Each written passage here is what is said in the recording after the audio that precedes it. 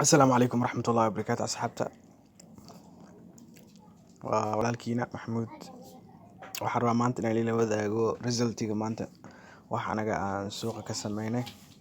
waa ujeediin taariikhda maanta waa ujeedaa labada bisha waxa waaye 10 bisha toddobaad bisha toddobaad toddobadeeda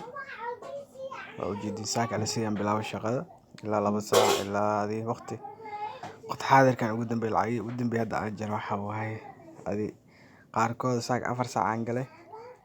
hadda saacada xaggi waa ujeediin 7 saac iyo 41 daqiiqo waaye waqti dhawaan jaray marka ujeediin resultiga waa ujeediin marka xaaladda saas waaye akhbaarta suuqan barasho la rabaa kelima dad aaminsan suuqan nasiib waaye maaha suuqan waa baranaysaa hadda rabtid inaad horumar ka sameysid isku day inaad xoog saartid waxbarashada ha aaminin signaale iyo waxyaalo lamid ah keli ku dadaal xoog saartid inaad wax baratid waa mahadsantahay.